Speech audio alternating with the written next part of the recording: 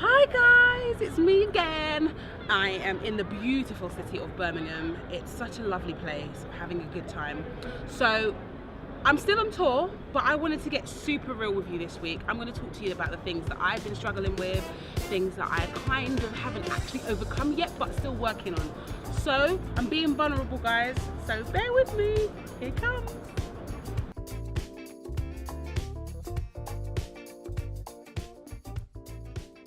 Hey guys, it's me again. I'm bringing you my tour diary. So I'm now currently in York, sitting in my hotel room, which actually looks like a bomb site. I'm in the process of repacking because I'm sick of just chucking things in my suitcase. I just need to make sure that I can find everything without actually turning my suitcase over. So yeah, I'm halfway through the tour. Well, tonight will be show 5. And very much looking forward to it. I'm feeling like I'm settling in, I'm finding my stride, which is great. Getting to know everyone really well and meeting people along the way, and everyone's so lovely. I can't stress how lovely the Mighty Pillow crew is. And yeah, the shows are so much fun, and as you do the shows more and more, you start to really feel like you can have fun and do stuff. One other cool thing about being on the road is that you meet your friends who are also on the road, and it's always a happy coincidence when you end up in the same city. So when we did the Cardiff show, the Ollie Murs band was also in town, so we got to meet up, have a few drinks and just catch up, which is always lovely to see familiar faces. And last night my cousin was here, Jazz. Hi Jazz. He's down for promo for Panto, so that's really fun when you meet people that you know and love. So now on to the nitty gritty, guys. There's something I've been wanting to share with you for a little bit, but I just wanted to make sure that you guys were ready. So, as you know, I'm not a small girl, but I do like to eat well, like as in healthy food, and make sure that I'm treating my body in the best way. I do like treats, hence the reason why I am definitely not skin and bone. But I also have to balance that out, and I think for me, I know when I am treating my body well, and I know when I'm not treating it well. So guys, I'm finding that I'm getting my third chin. And this is not me being funny. I feel so uncomfortable because touring, you have no schedules. You eat when you can eat, and you eat what you're given. So right now I'm feeling super uncomfortable. So what I've done, yesterday I went to the hotel gym. The gym that we went to, we stayed in, had a pool, had a sauna, had a jacuzzi, and had a gym. So I went to use the gym because I'm like, I'm not about to roll back home. I'm not about to do that. I consider myself to be quite fit and healthy. So I'm not intending to come home any different.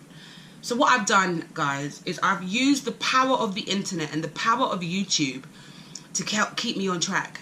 I will not gain weight while I'm on the road, which is a common thing for most people. If you speak to a lot of people who tour, they'll tell you that your eating habits change drastically. You eat all kinds of things that you wouldn't eat at home, or even in quantities that you wouldn't eat at home. You eat late at night. Exercising can be difficult unless you're a super dedicated fitness junkie, which I'm trying to become, guys. I'm trying to get there, but I'm definitely not there yet. So what I've done is I've started using YouTube videos, exercise videos, to really keep in shape, and try and keep the weight off, and even hopefully lose some weight if I can. But yeah, I really feel like this tour will not get me. It will not happen. I refuse. Every other tour I've come back from, I've just gained 1,000 pounds and just felt really crappy when I got back, and then felt like I've had to do this big overhaul to get back to what I was or less. So now I've decided I'm gonna use my laptop and go online, find some really cool quick workouts that I can do in the mornings or whenever I get a spare moment, and work out. So guys, I've just come to my dressing room, and look, they've got healthy snacks. They've also got unhealthy ones, but they've got healthy snacks. I'm gonna make good current choices. They've also got us some like healthy food, ginger for your voice, honey, tea, wine, but you don't need to see that, hummus, olives. So we can be healthy, and that's what I'm going to try and do. Although I've just had a sandwich for lunch, which I wouldn't normally do. But if you have to eat sandwiches, it's not the worst thing in the world. We got sound check in about 20 minutes, and I'm going to get my stuff together so that I can go out. But I caught the merchandise guy, Steve, and I wanted to have a look at the programme for the show. And guys, I'm in it, look. So I'm going to switch over. This is Marty and his little write-up about the album and all the stuff that he's been up to of late. And some of the lyrics from the songs. It's pretty good. He's pretty hot. But all of the band members have got write-ups. But look who else is in here. It's me, guys, it's me. I've got a little write-up about who I've worked with in the past. But look, pretty cool, huh? This is in the programme. So guys, we've just come back from the venue. The sound check went really well. So we're back at the hotel and I'm going to get ready here. So I hope you don't mind me talking and doing my makeup. It's a lot quieter here, so you could probably hear me better. And I can get some peace. You know, sometimes before shows you want to get your centre, so you need a bit of quiet and a bit of space. So yeah, in the previous episodes, I've been obviously telling you about the generic stuff to do with touring and what it's like being on the road and showing you some of the things that happen behind the scenes. But I also wanted to share some personal things with you. Probably one, because people won't share it. It's a vulnerable thing to share your personal thoughts and feelings online. And also, there is a fear that people will then judge you and it will cost you something, either work or friends, I don't know. But I think it's important for people to understand everything about this whole industry and about working in this kind of field. Obviously, working in the music business and being a show person, a performer, you put yourself out there for people to comment and criticise and praise and, you know, validate it. Having done this job for quite some time, I have suffered and struggled with major insecurities to do with my looks, to do with my body, to do with my abilities and my skills as a singer. And it's taken me a long time, and I'm talking years, to really get the balance right between validation and external criticism and what that does to me personally. And it's a really hard balance to strike. I personally have done a lot of work trying to ensure that I am balanced as a person, as a performer, and it's just not easy. I can't say that I've mastered it, but I'm getting there, and I recognise that there's a really fine line that you have to navigate.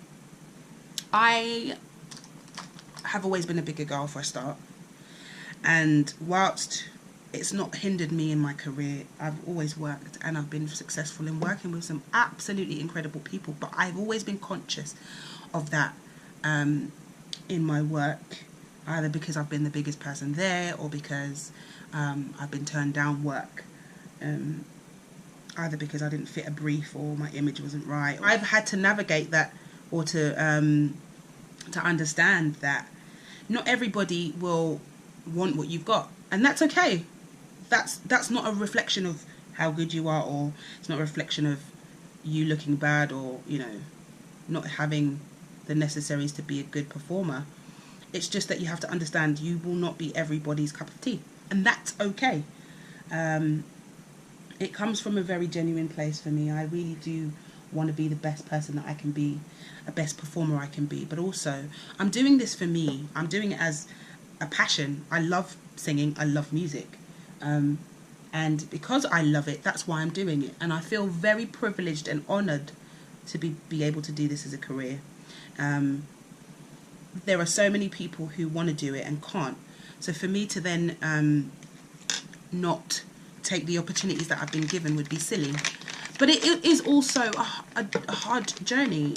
Like, I look at other people and think, oh, they're so amazing, oh, why can't I be like them? But you have to fight the temptation to compare yourself with others, because it can be so detrimental to your emotional well-being, and actually it can hinder your performance as well, because if you're so caught up with what other people are doing, you don't work on yourself and, you know, work on being amazing and getting better. You never arrive you never think, oh, I'm better than everyone now, so I can kind of stop. You've always got to continue working on yourself, and that's something that I pride myself on. I always want to be better. And I've said in the image episode that I did a few weeks back, people say, oh, why don't you just sing? Surely that's all that matters. It's not all that matters. People do observe you, and they do make judgments about you. Even before you've even opened your mouth or you started to play, they make judgments about you. I mean, I've been called diva just because I'm a black woman with big hair. And on one level, it's like, okay, whatever, you're playing into a stereotype. And on another level, it can be quite difficult because, I'm more than that. I'm more than just a voice. I'm more than just hair. I'm more than just makeup. So, I'll give you an example. It's taken me a long time to be able to walk down the street without makeup, without feeling insecure. And even some of the episodes that I've put out, I've not had makeup on. And that's a deliberate thing for me to actually accept that you don't wake up with makeup on. You don't wake up on stage, and you have to live a life. But if you don't address, life as it is, you can easily get caught up with, drugs, drink, alcohol, all these other things that take you out of yourself because you can't deal with the realities of what it's like to be constantly under the watchful eye of the public or the others. And someone says to me, well, my brother said to me, if music was taken away from you, or if you stopped playing music, you'd still be an amazing person. And that's something that I really, really have had to work on understanding and believing. So I would advise you guys to really work on you as a person and accepting yourself and being open to criticism without letting it affect you. Yes, everybody needs praise and everybody loves when what you do is recognized, but that shouldn't be the making and breaking of you. And it seems counterproductive for me to tell you that because this whole vlog is about music, but I really feel like you make your best music when you are stable and secure within yourself. And you do also make music when you're in a bad place. But music is one of those things that you can tell where a person is or what they were feeling by the kind of way, the music that they put out and the way that they perform. People pick it up. We're spiritual beings, and we all understand that, you connect with people on a level more than just, hey, how are you? You feel things. Human beings have this sense that when someone's going through, or when someone's happy, you can relate or you can see it. And music is very much a thing that you can tell where someone is by the way they perform and the kind of music that they listen to or choose to be involved in. I would encourage everyone, and as I put on makeup on my face, to really, as well as working on the music, work on yourself, work on your self-esteem. Believe that you are amazing with or without music. Thanks for watching, guys. I know it was pretty vulnerable, but I hope it helps you in some way. So hit that subscribe button below. Keep up to date with all our social media. We post exclusive content every single week. So I will be joining the Max Jury crew, and we'll be touring France, guys. So it's a different kind of touring abroad. So tune in next week. And until then, guys, bye.